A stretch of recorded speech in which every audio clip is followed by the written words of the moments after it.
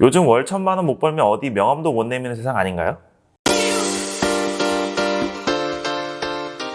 안녕하세요. 은퇴연사의 초연생 은사코치입니다. 재작년 18년 11월 신사임당님 채널이 시작되고 나서부터였죠. 단군 일에 가장 돈을 벌기 쉬운 시대에 살고 있는 우리는 월 1,000만 원 벌기는 트렌드가 되다 못해 이제 유튜브 내용 몇 개만 보면 월 1,000만 원 정도는 누구나 쉽게 벌 거란 환상의 세계에 살고 있는 것 같습니다. 그런데 이 사실을 알지 못하면 아무리 노력해도 절대 월 1,000을 벌 수 없을 겁니다. 설령 월 1,000을 번다 해도 그건 끝이 아니라 완전히 다른 시작점에 놓여 있을 확률이 큽니다.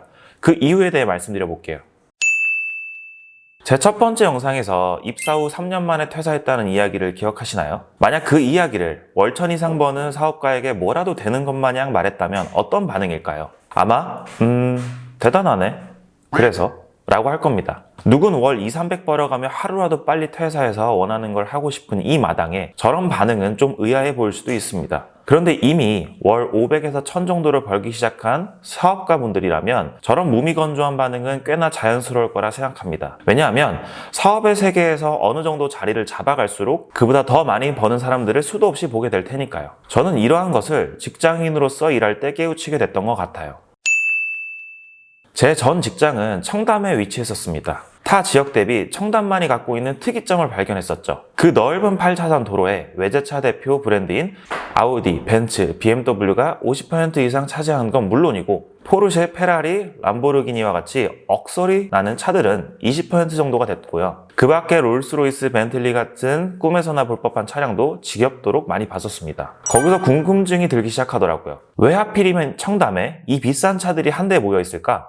차 오너는 어떤 직업을 갖고 있고 최소 얼마를 벌어야만 이 차를 유지할 수 있을까라고요. 그렇게 한참 고민 끝에 내린 결론은 최소 600만 원 이상 버는 사업가 정도는 돼야 유지가 가능하다는 것이었습니다. 물론 직장인이라 해서 실현 불가능한 건 아닙니다. 다만 근로자 연봉 중 상위 10%에 들어야 생각해 볼 수 있는 이야기가 되겠죠. 왜 그렇게 생각했을까요?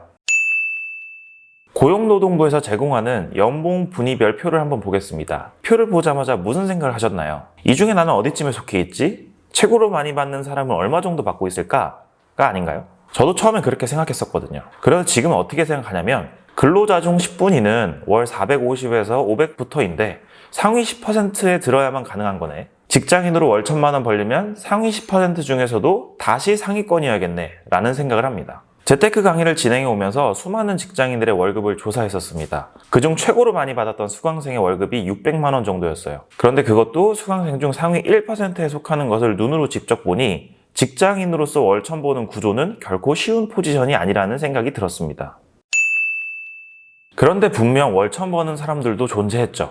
그들에겐 공통점이 있었습니다. 바로 사업가였습니다. 사업가 하니까 도대체 뭐가 사업가냐라고 하실 수 있을 텐데요. 나의 가치를 1대1이 아닌 1대 다로 판매하는 것을 뜻하며 소득의 상한선에 제약이 없는 상태를 말합니다. 직장인은 일반적으로 그들의 시간을 회사와 1대1로 거래하여 월급을 받습니다. 잘하든 못하든 소득 범위가 이미 정해져 있죠. 반면 사업가는 어떠한 가치를 1대 다로 거래하여 매출을 발생시키죠. 위 얘기를 다시 쉽게 그림으로 설명해 보자면요. 직장인의 틀과 사업가의 틀이 있습니다. 이 둘을 겹쳐보면 직장인 1등이 월 1,000만 원을 벌 때 사업가 틀에선 1,000등을 해도 월 1,000만 원을 벌 수 있게 됩니다. 용의 꼬리가 될 것이냐, 뱀의 머리가 될 것이냐 같은 의미로 이해해 보시면 좋을 것 같네요. 그래서 적어도 월 1,000만 원을 벌고 싶다면 직장인에서 사업가적 마인드로 세팅해야 하는구나 라는 것을 생각하게 됐습니다. 사업가는 좋고 직장인은 나쁘다와 같은 얘기를 하고 싶은 게 아닙니다. 현재 본인의 소득 구조가 1대1인지 1대 다인지를 파악한 뒤 1대 다가 될 수 있는 구조를 지속적으로 구축해 나가야 한다는 거죠. 맨 처음 말씀드렸던 다소 자극적인 내용이 이제 좀 이해가 가시겠죠? 정리하자면 월 1,000만 원을 벌기 위해선 사업가적 마인드가 반드시 필요합니다. 그렇게 되면 상위 10%의 게임이 아니라 중하위 게임으로도 월 1,000만 원을 벌 수 있게 된다. 만약 월 1,000만 원을 받기로 마음먹었다면 오늘부터 당장 나는 회사 외 불특정 다수에게 어떤 가치를 제공할 수 있을지 고민해봐야 한다. 아마 이것을 지속적으로 실행하는 분이라면 월 1,000만 원 영상 속 주인공은 바로 당신이 될 것입니다. 오늘 영상은 여기서 마무리하겠습니다. 감사합니다.